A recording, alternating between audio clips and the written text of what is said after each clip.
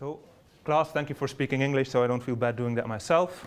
My name is Wouter van der Wijngaart. I'm professor at Microsystem Technology at KTH. I'm also the director of the KTH Medical and Biomedical Platform, which means if there's any technology that you're interested in and you don't hear about it here, you should perhaps talk to me. I know KTH from the inside, or I'm supposed to do that anyway.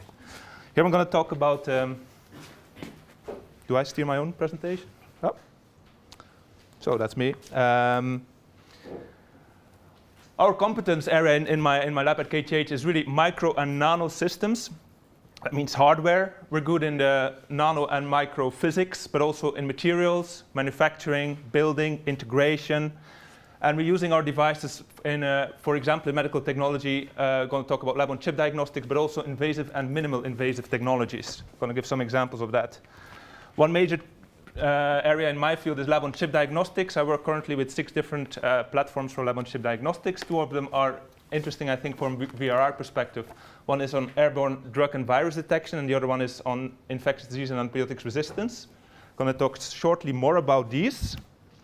So the first technology I want to show is a project. We run this in 2 EU projects. One is almost finished. This is just starting. RAPID is a major EU project with 15 partners, including 20 partners, including Johnson & Johnson, GSK, Merck, Novartis, and so on and so on.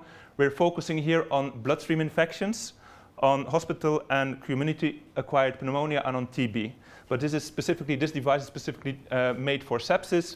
We make a microchip for PCR and DNA readout for seeing what bacteria would you have in a bloodstream infection and what is their antibiotic profile.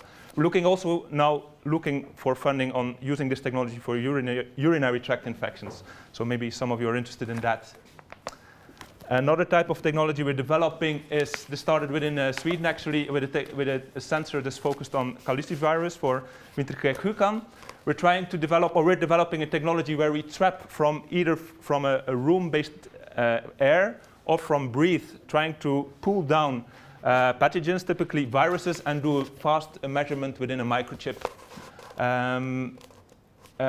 We're doing this for room-based for norovirus, as I said. In the new IMI project, we're doing this also for luchtwegsinfectionen, for respiratory tract infections. This is what we're doing today.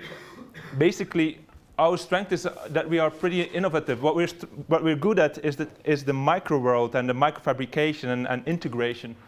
And we use that for a lot of different medical technologies, also some that we don't know yet that we could use it for. So this is really try to trigger your imagination and what could we use this microtechnology for. From the last speed dating event, we had 2 potential projects jumping out, which I just want to show here. So we started collaboration on developing microchips actually for trapping blood cells for allergy detection. And we're looking also into a proposal now for a stem cell or for a therapeutic cell encapsulation for people, for example, with diabetes. These are just ideas that can come up. So I just want to trigger your imagination. What can you do with a microscale? Now I come to the last slide.